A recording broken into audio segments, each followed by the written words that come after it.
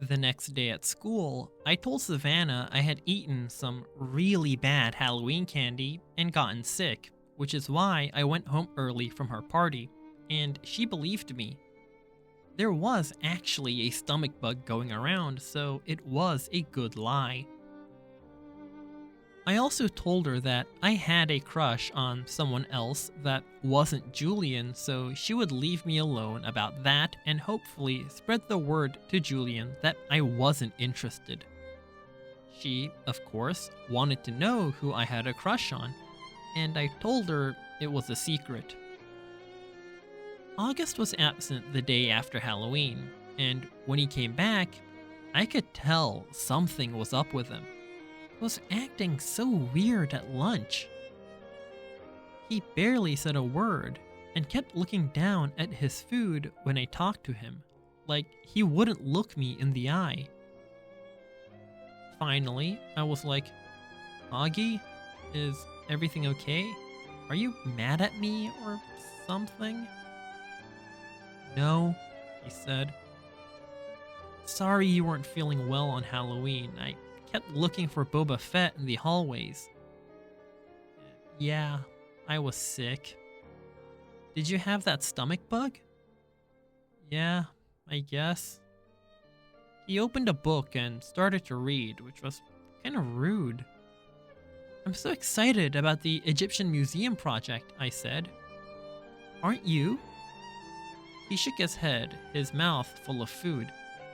I actually looked away because between the way he was chewing, which almost seemed like he was being gross on purpose, and the way his eyes were just kind of closed down, I was getting a really bad vibe from him. What project did you get? I asked.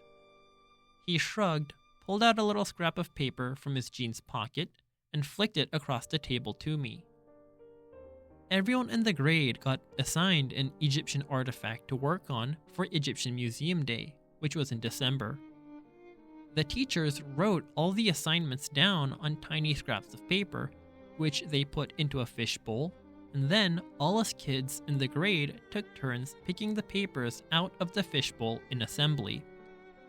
So, I unfolded Augie's little slip of paper. Oh cool, I said, maybe a little overexcited because I was trying to get him psyched up. You got the step pyramid of Saqqara. I know, he said. I got Anubis, the god of the afterlife. The one with the dog head? It's actually a jackal head, I corrected him. Hey, you want to start working on our projects together after school? You could come over to my house. He put his sandwich down and leaned back in his chair. I can't even describe the look he was giving me. You know, Summer, he said, you don't have to do this.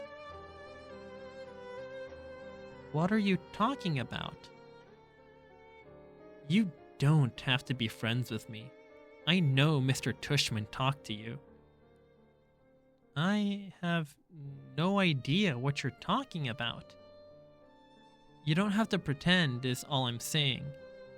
I know Mr. Tushman talked to some kids before school started and told them they had to be friends with me. He did not talk to me, August. Yeah, he did. No, he did not. Yeah, he did. No, he didn't. I swear on my life. I put my hands up in the air so he could see I wasn't crossing my fingers. He immediately looked down at my feet, so I shook off my Uggs so he could see my toes weren't crossed. You're wearing tights, he said accusingly. You can see my toes are flat, I yelled. Okay, you don't have to scream. I don't like being accused of things, okay? Okay, I'm sorry. You should be. He really didn't talk to you? Augie! Okay, I'm really sorry. I would have stayed mad at him longer, but then he told me about something bad that had happened to him on Halloween, and I couldn't stay mad at him anymore.